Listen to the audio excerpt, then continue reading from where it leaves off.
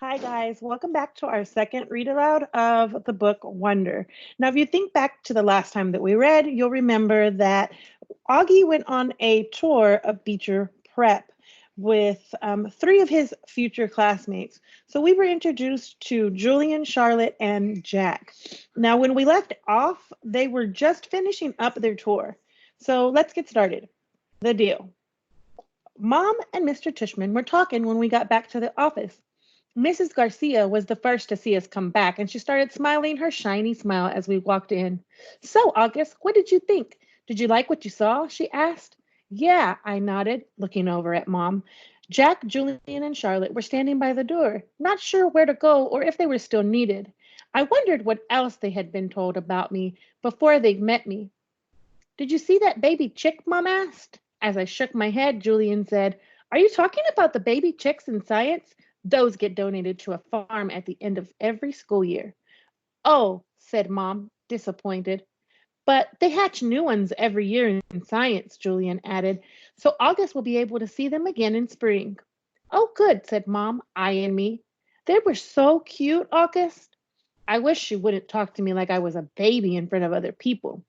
So, August, said Mr. Tushman, did these guys show you around enough, or do you want to see more? I realize I forgot to tell them to show you the gym. We did anyway, Mr. Tushman, said Julian. Excellent, said Mr. Tushman. And I told him about the school play and some of the electives, said Charlotte. Oh, no, she said suddenly. We forgot to show him the art room. That's okay, said Mr. Tushman. But we can show it to him now, Charlotte offered. But don't we have to pick up Via soon? I asked Mom. That was our signal for my telling Mom if I really wanted to leave. Oh, you're right, said Mom, getting up. I could tell she was pretending to check her time on her watch. I'm sorry, everybody. I lost track of time. We have to go pick up my daughter at her new school. She's taken an unofficial tour today. This part wasn't a lie that Via was checking out her new school today. The part that was a lie was that we were picking her up from school, which we weren't. She was coming home with Dad later. Where does she go to school? Asked Mr. Tushman, getting up. She's starting Faulkner High School this week, or this fall. Wow, that's not an easy school to get into. Good for her. Thank you, said Mom, nodding. It'll be a bit of a schlope, though. The A train down to 86th, then the crosstown bus all the way to the east side takes an hour that way, but it's just a 15-minute drive. It'll be worth it. I know a couple of kids who got into Faulkner and love it, said Mr. Tushman. We should really go, Mom, I said, tugging at her pocketbook. We said goodbye kind of quickly after that. I think Mr. Tushman was a little surprised that we were leaving so suddenly, and then I wondered if he would blame Jack and Charlotte, even though it was really only Julian who made me feel kind of bad. Everybody was really nice, I made sure to tell Mr. Tushman before we left. I look forward to having you as a student, said Mr. Tushman, patting my back. Bye, I said to Jack, Charlotte, and Julian, but I didn't look at them or look up at all until I had left the building. Home. As soon as we walked at least half a block from the school, Mom said, So how did it go? Did you like it? Not yet, Mom. When we get home, I said. The moment we got inside the house, I ran to my room and threw myself onto the bed. I could tell Mom didn't know what was up, and I guess I really didn't either. I felt very sad and a tiny bit happy at the exact same time, kind of like that laughing, crying feeling all over again. My dog Daisy followed me into the room, jumped on the bed, and started licking me all over my face. Who's a good girlie? I said in my dad voice. Who's a good girlie? Is everything okay, sweetness? Mom said. She wanted to sit down beside me, but Daisy was hogging the bed.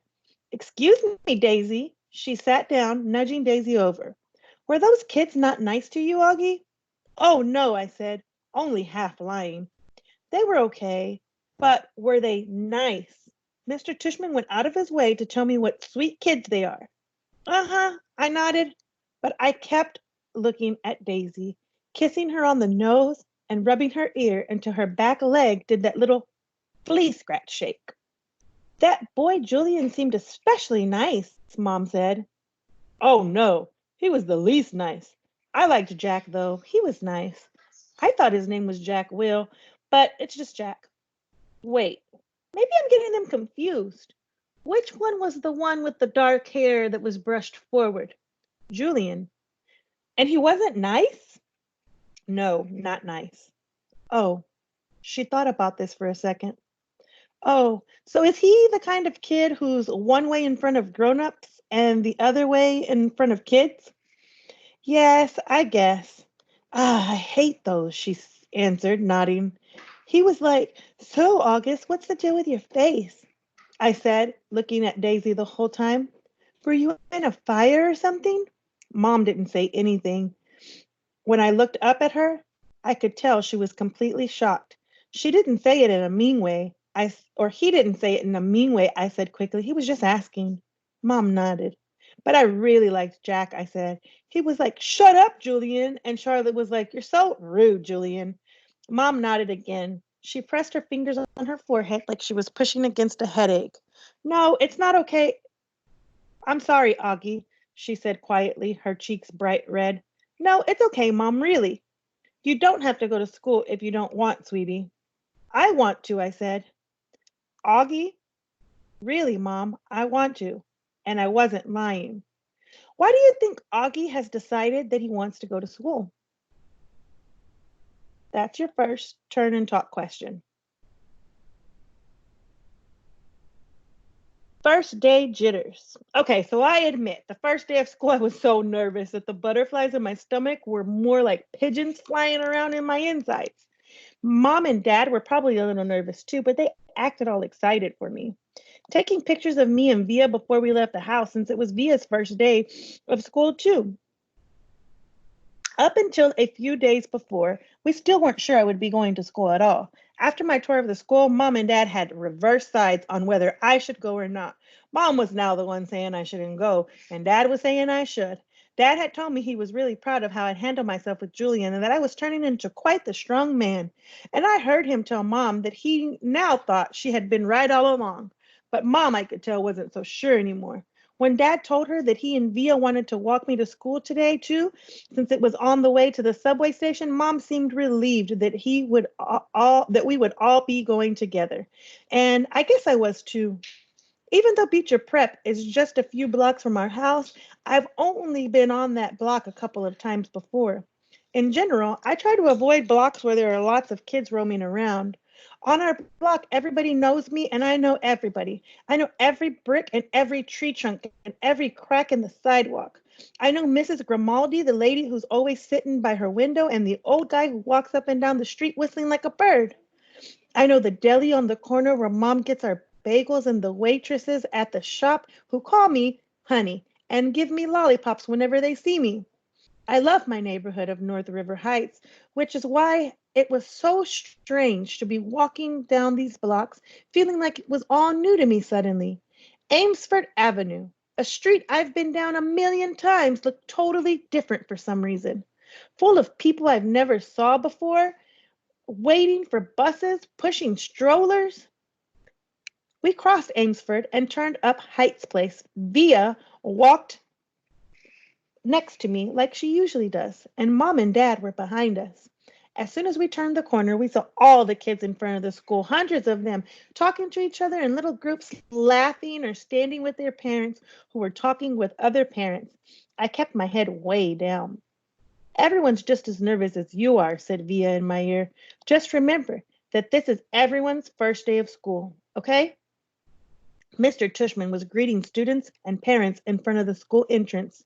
I have to admit, so far, nothing bad had happened.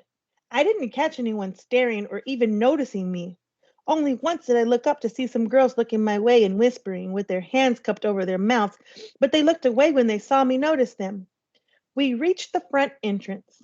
Okay, so this is it, big boy, said Dad, putting his hands on top of my shoulders. Have a great first day. I love you, said Via, giving me a big kiss and a hug. You too, I said. I love you, Augie, said Dad, hugging me. Bye. Then Mom hugged me, but I could tell she was about to cry.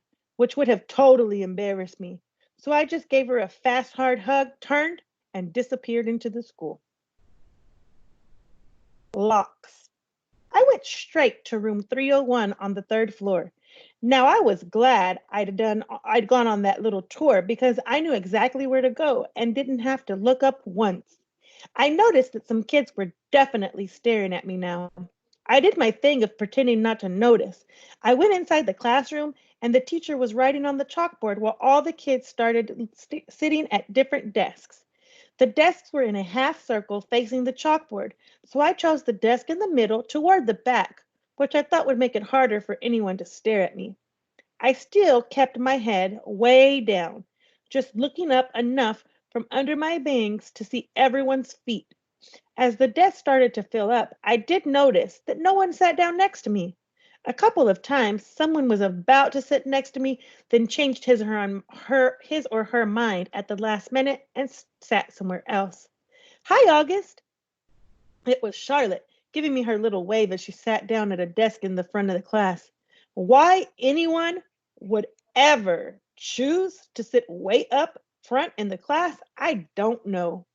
Hey, I said, nodding hello. Then I noticed Julian was sitting a few seats away from her, talking to some other kids. I know he saw me, but he didn't say hello. Suddenly, someone was sitting down next to me. It was Jack Will. Jack, what's up? He said, nodding at me. Hey, Jack, I answered, waving my hand, which I immediately wished I hadn't done because it felt kind of uncool. Okay, kids. Okay, everybody. Settle down, said the teacher, now facing us. She had written her name, Miss Petosa, on the chalkboard. Everybody find a seat, please. Come in, she said to a couple of kids who had just walked into the room. There's a seat there and right there. She hadn't noticed me yet. Now, the first thing I want everyone to do is stop talking and she noticed me. Put your backpacks down and quiet down.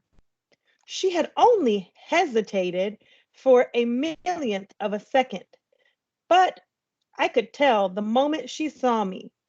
Hesitated, remember, ah, means to pause before you speak. But I could tell for the moment she saw me. Like I said, I'm used to it by now. I'm going to take attendance and do the seating chart, she continued, sitting on the edge of her desk. Next to her were three neat rows of accordion files. When I call your name, come up and I'll hand you a folder with your name on it. It contains your class schedule and your combination lock, which you should not try to open until I tell you to. Your locker number is written on the class schedule. Be forewarned that some lockers are not right outside this class, but down the hall. And before anyone even thinks of asking, no, you cannot switch lockers and you can't switch locks. Then, if there's time at the end of this period, we're all going to get to know each other a little better. Okay? Okay. She picked up the clipboard on her desk and started reading the names out loud. Okay, so Julian Albin, she looked up. Julian raised his hand and said, here at the same time. Hi, Julian, she said. Here at the, she said, making a note on her seating chart. She picked up the very first folder and held it out toward him. Come pick it up, she said, kind of no nonsense. He got up and took it from her. Seaman chin? She handed a folder to each kid as she read off the names. As she went down the list, I noticed that the seat next to me was the only one still empty, even though there was two kids sitting at one desk just a few seats away. When she called the name of one of them, a big kid named Henry Joplin, who already looked like a teenager, she said, Henry, there's an empty desk right over there. Why don't you take that seat, okay? She handed him his folder and pointed to the desk next to mine. Although I didn't look at him directly, I could tell Henry did not want to move next to me. Just by the way he dragged his backpack on the floor as he came over, like he was moving in slow motion. Then he plopped his backpack up really high on the right side of the desk, so it was kind of like a wall between his desk and mine. What can we infer about Henry based on his actions in the book? Maya Markowitz, Miss Petosa was saying. Here, said a girl about her four desks down. Said a girl about four desks down from me. Miles Norrie. Here, said the kid that had been sitting with Henry Joplin as he walked back to his desk. I saw him shoot Henry a poor you look. August Pullman, said Mrs. Petosa. Here, I said quietly, raising my hand a bit. Hi, August, she said, smiling at me very nicely when I went up to get my folder. I kind of felt everyone's eyes burning into my back. For a few seconds, I stood in the front of the class and everybody looked down when I walked back to my desk. I resisted spinning the combination when I sat down, even though everyone else was doing it, because she had specifically told us not to. I was already pretty good at opening locks, anyways, because I've used them on my bike. Henry kept trying to open his lock, but couldn't do it. He was getting frustrated and kind of cursing under his breath. Mrs. Petosa called out the next few names. The last name was Jack Will. After she handed Jack his folder, she said, "Okay, so everyone write your combinations down somewhere safe that you won't forget, okay? If you do forget, which happens at least 3 points, at least 3.2 times per semester, Mrs. Garcia has a list of all the combination numbers. Now go ahead, take your locks out of your folders and spend a couple of minutes practicing how to open them. Though I know some of you went ahead and did that anyway." She was looking at Henry when she said that. And in the meanwhile, I'll tell you guys a little something about myself, and then you guys can tell me a little about yourselves, and we'll get to know each other. Sound good? Good. She smiled at everyone, though I felt like she was smiling at me the most. It wasn't a shiny smile like Mrs. Garcia's smile, but a normal smile like she meant it. She looked very different from what I thought teachers were going to look like. I guess I thought she looked like Miss Fowl from Jimmy Neutron, an old lady with a big bun on top of her head. But in fact, she looked exactly like Mon Mothma from Star Wars Episode 4. Haircut, haircut kind of like a boy's, and a big white skirt, kind of like a tunic. She turned around and started writing on the chalkboard. Henry still couldn't get his lock to open, and he was getting more and more frustrated every time someone else popped one open. He got really annoyed when I was able to open mine on the first try. The funny thing is, if he hadn't put the backpack between us, I most definitely would have offered to help him. Around the room, Mrs. Petosa told us a little about who she was. It was boring stuff about where she originally came from and how she always wanted to teach, and she left her job on Wall Street about 6 years ago to pursue her dream of teaching kids. She ended by asking if anyone had any questions, and Julian raised his hand. Yes, she had to look at the list to remember his name, Julian. That's cool about how you're pursuing your dream, he said. Thank you. You're welcome, he said proudly. Okay, so why don't you tell us a little bit about yourself, Julian? Actually, here's what I want everyone to do. Think of two things you want other people to know about you. Actually, wait a minute. How many of you come from Beecher Lower School? About half of the kids raised their hand. Okay, so a few of you already know each other, but the rest of you, I guess, are new to the school, right? Okay, so everyone think of two things you want other people to know about you. And if you know some of the other kids, try to think of things they don't already know about you. Okay? Okay. So let's start with Julian, and we'll go around the room. Julian scrunched up his face and started tapping his forehead like he was thinking really hard. Okay, whenever you're ready, Mrs. Petosa said. Okay, so number one is that do me a favor and start with your names, okay? Miss Petosa interrupted. It'll help me remember everyone. Oh, okay. So my name is Julian, and the number one thing that I like to tell everyone about myself is that I just got Battleground Mystic for my Wii, and it's totally awesome. And the number two thing is that we got a ping pong table this summer.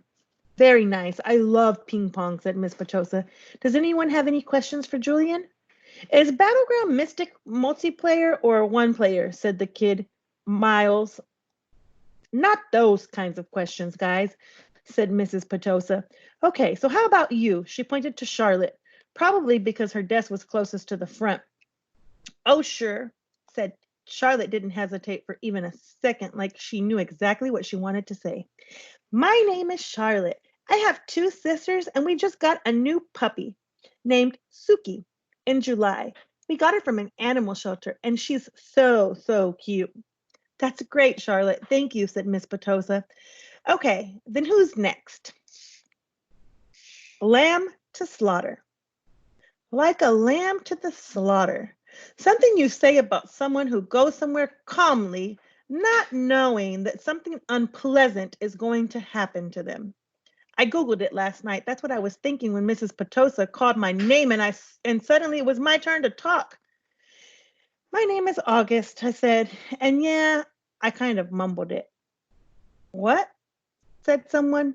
Can you speak up, honey? Said Miss Petosa. My name is August, I said louder, forcing myself to look up. I have a sister named Via and a dog named Daisy, and that's it. Wonderful, said Miss Petosa. Anyone have any questions for August? No one said anything. Okay, you're next, said Miss Petosa to Jack. Wait, I have a question for August, said Julian, raising his head. Why do you have a tiny braid in the back of your hair? Is that like a Padawan thing? Yeah, I shrugged, nodded. What's a Padawan thing? Said Miss Petosa, smiling at me. It's from Star Wars, answered Julian. A Padawan is a Jedi apprentice. Oh, interesting, answered Miss Petosa, looking at me. So are you into Star Wars, August? I guess, I nodded, not looking up because what I really wanted was just to slide under the desk. Who's your favorite character? Julian asked. I started thinking maybe he wasn't so bad. Jango Fett? What about Darth Sidious? He said. Do you like him? Okay, guys, you can talk about Star Wars stuff at recess, said Miss Petosa cheerfully. But let's keep going. We haven't heard from you yet, she said to Jack. Now it was Jack's turn to talk, but I admit I didn't hear a word he said. Maybe no one else got the Darth Sidious thing, and maybe Julian didn't mean it at all. But in Star Wars Episode 3, Revenge of the Sith, Darth Sidious's face gets burned by Sith lightning and becomes totally deformed. His skin gets all shriveled up, and his whole face kind of melts. I peeked at Julian, and he was looking at me. Yeah, he knew what he was saying. Choose kind. There was a lot of shuffling around when the bell rang, and everybody got up to leave. I checked my schedule, and it said my next class was English, room 321. I didn't stop to see if anyone else from my homeroom was going my way. I just zoomed out of the class and down the hall and sat down as far from the front as possible. The teacher, a really tall man with a yellow beard, was writing on the chalkboard. Kids came in laughing and talking in little groups, but I didn't look up. Basically, the same thing that happened in homeroom happened again. No one sat next to me except for Jack, who was joking around with some kids who weren't in our homeroom.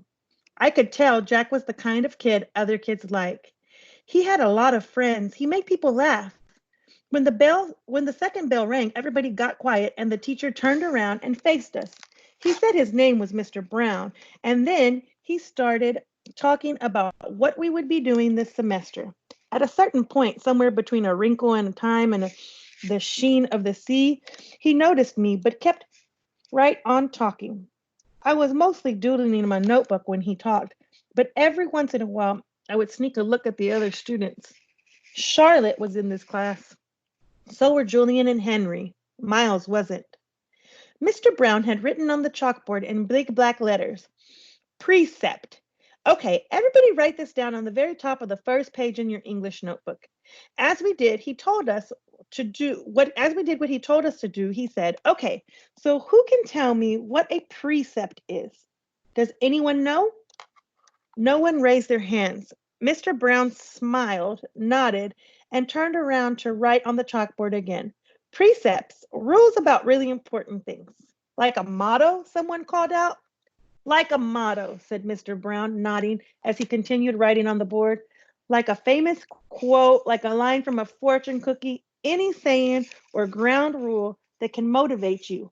Basically, a precept is anything that helps guide us when making decisions about really important things. He wrote all that on the chalkboard and turned around and faced us. So, what are some really important things? He asked us. A few kids raised their hands, and as he pointed to them, they gave their answers, which he wrote on the chalkboard in really, really sloppy handwriting. Rules, schoolwork, homework. What else? He said as he wrote, not even turning around. Just call things out. He wrote everything everyone called out: family, parents, pets. One girl called out the environment. The environment, he wrote on the chalkboard and added our world. Sharks, because they eat dead things in the ocean, said one of the boys, a kid named Reed, and Mr. Brown wrote down. Mr. Brown had written on the chalkboard in oh, sorry, wrote down sharks.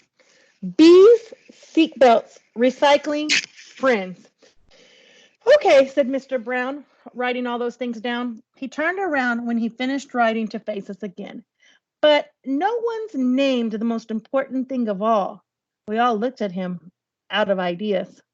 God, said one kid, and I could tell that even though Mr. Brown wrote down God, that wasn't the answer he was looking for. Without saying anything else, he wrote down who we are. Who we are, he said, underlining each word as he said it. Who we are, us, right? What kind of people are we? What kind of person are you? Isn't that the most important thing of all? Isn't that the kind of question we should be asking ourselves all the time? What kind of person am I? Did anyone happen to notice the plaque next to the door of this school? Anyone read what it says? Anyone? He looked around, but no one knew the answer. It says, "Know thyself," he said, smiling and nodding. And learning who you are is what you're here to do. I thought we were here to learn English, Jack cracked, which made everyone laugh. Oh, yeah, and that too, Mr. Brown answered, which I thought was very cool of him.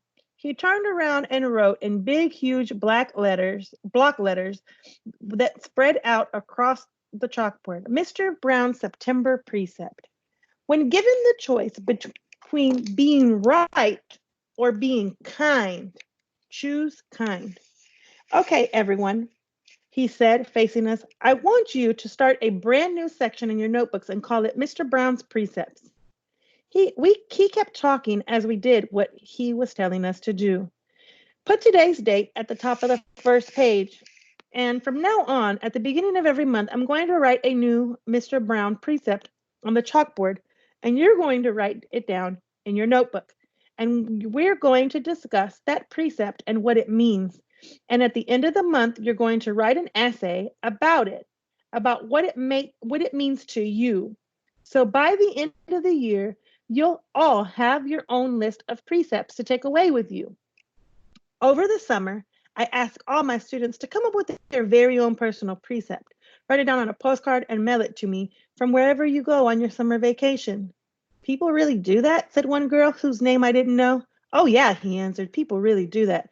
I've had students send me new precepts years after they've graduated from this school. Actually, it's pretty amazing. He paused and stroked his beard. But anyway, next summer seems a long way off, I know, he joked, which made us laugh. So everybody relax a bit while I take attendance. And when we're finished with that, I'll start telling you about all the fun stuff we're going to do this year in English. He pointed to Jack, who, when he said this, which was also funny, we all laughed at that. As I wrote down Mr. Brown's September precept, I suddenly realized that I was going to like school, no matter what. Lunch. Via had warned me about lunch in middle school, so I guess I should have known it would be hard. I just hadn't expected it to be this hard. Basically, all the kids from the fifth grade classes poured into the cafeteria at the same time, talking loudly and bumping into one another while they ran to different tables. One of the lunchroom teachers said something about no seat saving allowed. But I didn't know what she meant, and maybe no one else did either, because just about everyone was saving seats for their friends.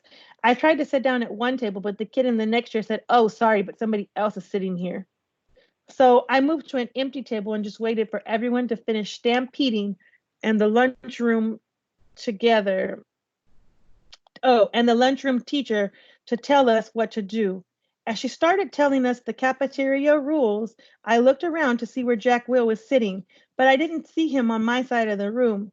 Kids were still coming in as the teacher started calling the first few tables to get their trays and stand on line at the counter. Julian, Henry, and Miles were sitting at the table towards the back of the room. Mom had packed me a cheese sandwich, graham crackers, and a juice box, so I didn't need to stand on line when my table was called. Instead, I just concentrated on opening my backpack, pulling out my lunch, and slowly opening the aluminum foil wrapping of my sandwich. I could tell I was being stared at without even looking up. I knew that people were nudging each other, watching me out of the corner of their eyes. I thought I was used to those kinds of stares by now, but I guess I wasn't.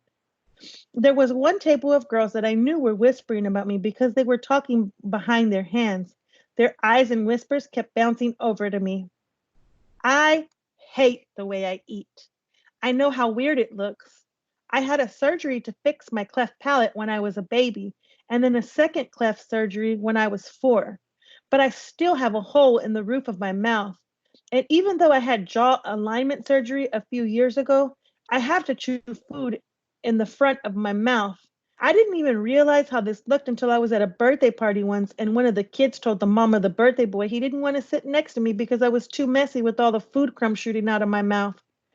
I know the kid wasn't trying to be mean, but he got in big trouble later, and his mom called my mom that night to apologize. When I got home from the party, I went to the bathroom mirror and started eating a saltine cracker to see what I looked like when I was chewing. The kid was right. I eat like a tortoise. If you've ever seen a tortoise eating, something like some prehistoric swamp thing. So, our next turn and talk question is Augie is insecure about the way he eats. Do you ever feel insecure about yourself? The summer table. Hey, is this seat taken?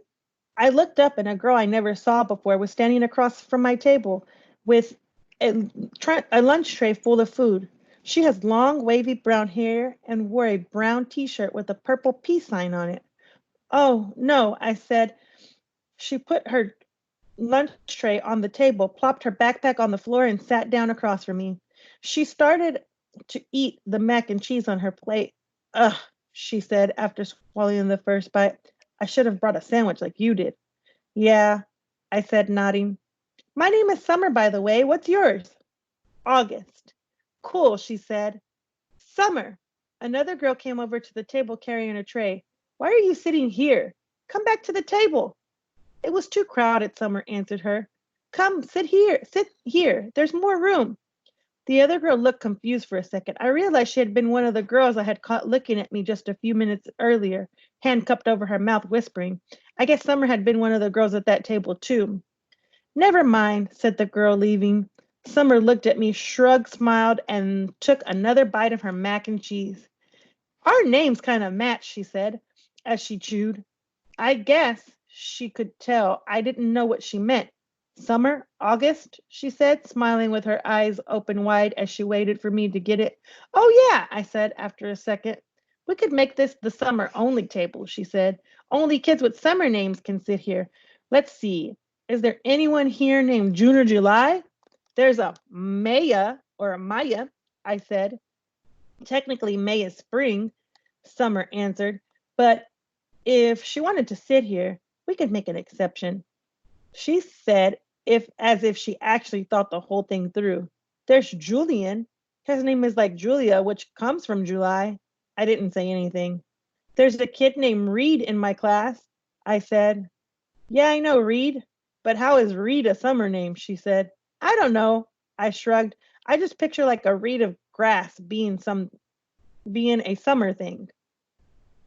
Yeah, okay, she nodded, pulling out her notebook. And Mrs. Petosa could sit here. That kind of sounds like the word pedo, which I think of as a summer thing too. I have her for homeroom, I said. I have her for math, she answered, making a face.